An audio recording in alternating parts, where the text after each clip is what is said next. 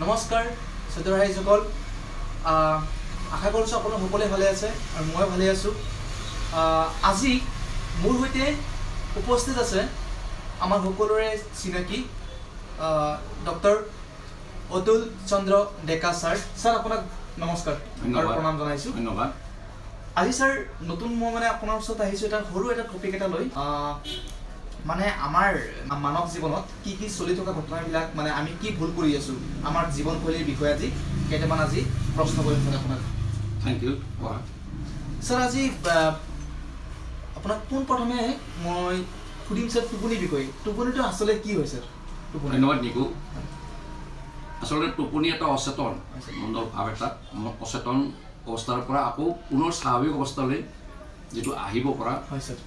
প্ৰক্ৰিয়া সেইটো টোপনি বুলি কয় মানে টোপনি এটা অচেতন অৱস্থা টোপনি আচলতে কি হয় দৰ্শকসকল আপোনালোকে ইতিমধ্যে গম পাইছে মোৰ দ্বিতীয় কুৱেশ্যনটো হৈছে আমাৰ জীৱনত টোপনিৰ প্ৰভাৱটো কি ছাৰ চোৱা নিকু তুমি তোমাৰ যিটো প্ৰশ্নটো একেবাৰে সমজুৰ প্ৰশ্ন আমি গোটেই দিনটো বেছিভাগ সময় টোপনি মাৰি থাকোঁ বা টোপনি মাৰি ভাল পাওঁ বা বেছিভাগে টোপনি মাৰি ভাল পায় এইটো তথাপিতো আমাৰ ভাগৰ লাগে জানো আমাৰ ভাগৰ নালাগে আমাৰ কেতিয়াও ভাগৰ নালাগে অৰ্থাৎ এইটো এটা দৈনন্দিন ঘটনা পৰিঘটনা ই এটা প্ৰকৃতিৰ এটা অংশ তথাপিতো আমাৰ ভাগৰ নালাগে বা আমি ভাগৰ অনুভৱ নকৰোঁ বা বিৰক্তি অনুভৱ নকৰোঁ মানৱ জীৱনত যিটো টোপনিৰ প্ৰভাৱ এই সম্পৰ্কে আজিলৈ কোনো বৈজ্ঞানিকে সঠিক ব্যাখ্যা দিব পৰা নাই ইয়াৰ ওপৰত বিভিন্ন পৰীক্ষা নিৰীক্ষা চলি আছে তথাপি তুমি অনুভৱ কৰিব পাৰিবা যে এজন সুস্থ ব্যক্তি আৰু এজন নিন্দাহীনতা ব্যক্তি তুমি যদি লক্ষ্য কৰি চোৱা তেতিয়া দেখিবা সুস্থ মানুহজনৰ যিখিনি চাইন চিমটম আৰু নিন্দাহীনতাত ভোগা বা টোপনি নোহোৱা ব্যক্তিজনৰ যিখিনি চাইন চিমটম তাত তেওঁৰ দুৰ্বলতা তেওঁৰ মানসিক অস্থিৰতা হাঁচি কামি এইবিলাকে তেওঁৰ শৰীৰত প্ৰভাৱ দেখা দিয়ে এইটো খিংখিঙীয়া হয় আৰু খঙা হয় ইয়াৰ পৰাই বুজিব পাৰি যে মানৱ শৰীৰত টোপনিৰ প্ৰভাৱ কি ছাৰ বহুত বহুত ধন্যবাদ আৰু কুৱেশ্যন আছিলে আপোনাক সুধিম কেইটামান প্ৰশ্ন লৈ আহিছোঁ আজি মই লিখি পেলাই ছাৰ টোপনিৰ ভাগ আছে নেকি হয় টোপনিৰ ভাগ হয় তুমি ঠিকেই কৈছা টোপনি ভাগ আছে টোপনি বিভিন্ন পৰীক্ষা নিৰীক্ষাৰ অন্তত এইটো এটা একমত উপনীত হৈছে যে টোপনি দুই ধৰণৰ এটা হ'ল আপোনাৰ ৰেপিড আই মুভমেণ্ট আৰু আনটো হ'ল নন ৰেপিড আই মুভমেণ্ট এতিয়া ৰেপিড আই মুভমেণ্টৰ কাম হ'ল কি যেতিয়া মানুহজন টোপনি আহে বা টোপনি মাৰে তেতিয়া সেই মানুহজনক জগাব সহজতে নোৱাৰি কিন্তু আচৰিত কথা তেওঁ কিন্তু নিজে নিজে হাৰ পায় আৰু তেওঁ যিবোৰ সপোন দেখে সেই সপোনবোৰ কি হয় তেওঁ ৰাতিপুৱা সাৰি পেলাই তেওঁ সেইবোৰ কৈ দিব পাৰে ক'ব পাৰে ৰিয়েলাইজ কৰিব পাৰে যে মই এইটো দেখিছিলোঁ কিন্তু যিটো নন ৰেপিড মুভমেণ্ট সেইটোত কিন্তু টোপনিটো নিস্তেজ হয় নিস্তব্ধ হয় আৰু তেওঁ যিবোৰ টোপনিত সপোন দেখিছিলে সেইবোৰ তেওঁ কিন্তু ৰাতিপুৱা ৰিয়েলাইজ কৰিব নোৱাৰে সাৰি পোৱাৰ পিছতো তেওঁ ক'ব নোৱাৰে পাৰ্থক্য এইটোৱেই ছাৰ আৰু এটা সুধিছোঁ ছাৰ টোপনিৰ লগত ৰিলেটেড ছাৰ আমাৰ টোপনিৰ কোনটো ভাগে কি কাম কৰে ছাৰ টোপনিৰ ভাগে কোনটো ভাগে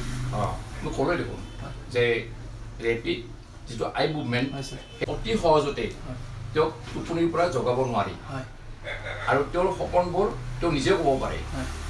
কিন্তু এইটো হ'ল কি নন ৰেপিড যিটো মুভমেণ্ট সেইটোত কিন্তু নিস্তেজ নিস্তব্ধ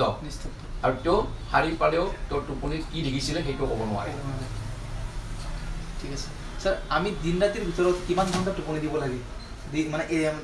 মানে দৈনিক আমি কিমান ঘণ্টা ছাৰ শুব লাগে টোপনি দিব লাগে ছাৰ আমি দৈনন্দিন জীৱনত ক'ব গ'লে তেনেকৈ কোৱাটো খুব টান তথাপিতো বিভিন্ন পৰীক্ষা নিৰীক্ষাৰ অন্তত দেখা গৈছে যে আমি বুলি ক'লে কথাটো ঠিক তেনেকুৱা নহ'ব এইটো বয়স অনুসৰি টোপনিৰ মাত্ৰা বেলেগ বেলেগ হয় ধৰা এজন নৰ্মেল মানুহে তেওঁ 8ৰ পৰা 9-10 ঘণ্টা শুব লাগে আৰু শিশুৰ ক্ষেত্ৰত বা কেঁচুৱাৰ ক্ষেত্ৰত 16ৰ পৰা 18 ঘণ্টা টোপনি দিয়াটো ভাল বুলি বিবেচিত হৈছে স্যার টোপনি লগত রিলেটেড কোশ্চেন আনিছো আজি স্যার টোপনি যদি আমি যদি ক্ষতি হয় আমাৰ যদি অভাৱ হয় টোপনি অভাৱ হলে আমাৰ শৰীৰত বা আমাৰ দেহত কি কি ক্ষতি হ'ব পাৰে এইটো ঠিক কথা সুধিছা টোপনি যদি কম হয় বা টোপনি যদি আমাৰ শৰীৰত কম পৰিমাণে হয় বা আমি টোপনি নামাৰোঁ বা টোপনি মাৰাৰ কোনো আমাৰ অভ্যাস নাই তেতিয়াহ'লে আমাৰ শৰীৰত ইয়াৰ প্ৰভাৱ বহুখিনি পৰে ধৰা আমাৰ শৰীৰটো দুৰ্বল হয় কৰ্মহীনতা হয় মানসিক ৰোগ হয় ভাগৰ লাগে হাঁচি হামি আগুৰি ধৰে আৰু ছোৱালীবিলাককৈ বিশেষকৈ মাইকীবিলাকৰ অনিয়মীয়া ঋতুস্ৰাৱ হয় এইবোৰ লক্ষণ দেখা দিয়ে ইনডাইজেশ্যন হয় এইবিলাকে দেখা দিয়ে স্যাৰ আমি ধৰক আপোনালোকে গম পাইছে ইতিমধ্যে আৰু স্যাৰ এতিয়া মানে আমি যদি আমি চেষ্টা কৰোঁ ধৰি লওক আমি টোপনি এতিয়া আমাৰ নাহে এতিয়া আমি আনিব বিচাৰোঁ আমি এতিয়া কি কৰিলে আমি মানে টোপনিটো সোনকালে আহিব বা টোপনি আমি যাব পাৰিম সোনকালে যাতে টোপনি আহে কিছুমান স্যাৰ এনেকুৱা আছে যে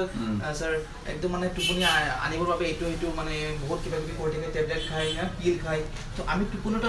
আনিবৰ বাবে আমি কি কৰিব লাগে কি উপায় আছে স্যাৰ হয় এইটো ঠিকেই কৈছা তুমি হয় স্যাৰ কথা হ'ল কি আমাৰ যিটো শৰীৰটো যেতিয়া সুস্থ হৈ থাকে সুস্থ সবল হৈ থাকে তেতিয়া বা সুস্থ কৰি ৰাখিব পাৰিলে তেতিয়াহ'লে আমাৰ টোপনিৰ অভাৱ নহয় আৰু ভাল টোপনি আহিবৰ বাবে আমি কিছুমান কাম কৰিব লাগিব আৰু কিছুমান কাম কৰিব নালাগে ধৰা আমি আজিকালি দেখিছা যে প্ৰায়ভাগ ল'ৰা ছোৱালীয়ে মোবাইলটো আপোনাৰ বিচনাত ৰাখে মেক্সিমাম আজিকালি তুমি দেখিছা তুমি ৰাতি যদি মোবাইলটো খুলি চোৱা দেখিবা 4-5টালৈকে তোমাৰ ব্যস্ততা দেখিবা গতিকে এইটো কৰিব নালাগে সদায় বিচনাত খোৱাতে তুমি মোবাইলটো বাহিৰত ৰাখিব লাগে বিচনাত ৰাখিব নালাগে 1 নম্বৰ 1 নম্বৰ 2 নম্বৰ কথা হ'ল কি তুমি অতি মানে ৰাতি যেতিয়া তুমি শুবা সেই খোৱাৰ সময়ত বেছি দেৰিকৈ মানে ভাত বা গধুৰ আহাৰ খাব নালাগে খোৱাৰ আগতে মানে বেছি দেৰিকৈ থাকিব নালাগে সদায় সৰকান খাব লাগে আৰু সৰকান উঠিব লাগে তাৰপিছত মানে টোপনি যোৱাৰ আগত মানে সোনকালে ভাত খাব লাগে সৰকানে ভাত খাব লাগে বেছি দেৰিকৈ ভাত খাব নালাগে আৰু বেছি ৰাতিকৈ কিতাপ পঢ়িব নালাগে টিভি চাব নালাগে মদ খাই বা ৰাগিয়াল বস্তু খাই তোমাৰ টোপনি মাৰিবৰ কাৰণে যত্ন কৰিব নালাগে ৰাগিয়াল বস্তু খাই টোপনি খোৱাৰ আগমুহূৰ্তত কোনো পানীয় বস্তু খাব নালাগে ক'ল্ড ড্ৰিংক খাব নালাগে কফি চাহ এইবিলাক খাব নালাগে দৰ্শকসকল আজি আপোনালোকে গম পাইছে বহুত ধন্যবাদ জনাইছোঁ ছাৰক ছাৰে আজি আমি টোপনি সম্বন্ধে আজি বহুত আমি কিছুমান নজনা কথা আমি জানিব পাৰিম আৰু আশা কৰিছোঁ আপোনালোকে বুজি পাইছে টোপনি বস্তুটো কি হয় আৰু কেনেকুৱা আমি টোপনি যাব লাগে জীৱন যাপন সলনি কৰিলে কেনেকুৱা কি হ'ব পাৰে তো ছাৰ আপোনাক এইখিনি আমি নজনা কথা আজি ৰাইজক আপুনি জনোৱাৰ বাবে আপোনাক বহুত ধন্যবাদ জ্ঞাপন কৰিছোঁ আপুনি ছাৰ ভাল থাকক সুস্থ থাকক ছাৰ শেষত আপুনি কিবা ক'ব নেকি আপোনাৰ নতুন ফ্ৰেণ্ডছক বা কিবা আমাৰ নিচিনা যুৱক হওক ৰাইজক কিবা ক'ব নেকি যে টোপনিৰ বিষয়ে কেনেকুৱা কি কৰিব লাগে কৈ কোৱা কথাখিনি যদি মানি চলে তেতিয়াহ'লে টোপনিৰ অভাৱ নহ'ব টোপনি আহিব আৰু টোপনি আহিলে এটা সুস্থ কেইটামান প্ৰশ্ন লৈ আহিছিলোঁ টোপনিৰ বিষয়ে টোপনি আমাৰ কি মানে টোপনি ক্ষতি হ'লে আমাৰ দেহত কি প্ৰভাৱ পৰিব পাৰে বা কি অসুবিধা হ'ব পাৰে আপোনালোকৰ সুবিধাৰ কাৰণে আজি ছাৰৰ ওচৰত আহিছোঁ আৰু পোনপটীয়া কেইটামান আজি প্ৰশ্ন কৰিছোঁ আশা কৰিছোঁ ছাৰ আপুনি সুস্থ থাকক ভাল থাকক বহুত ধন্যবাদ আপোনাক বহুত প্ৰণাম জনাইছোঁ আৰু আকৌ আহিম ছাৰ বেলেগ টপিক লৈ অহাবাৰ তো বন্ধুসকল আপোনালোকে যদি ভিডিঅ'টো চাই ভাল পাইছে শ্বেয়াৰ কৰক ছাৰৰ যদি পেজত চাই আছে ডক্টৰ অতুল চন্দ্ৰ ডেকা ছাৰ পেজ চাই আছে আপোনালোকে ফ'ল' কৰক শ্বেয়াৰ কৰক ধন্যবাদ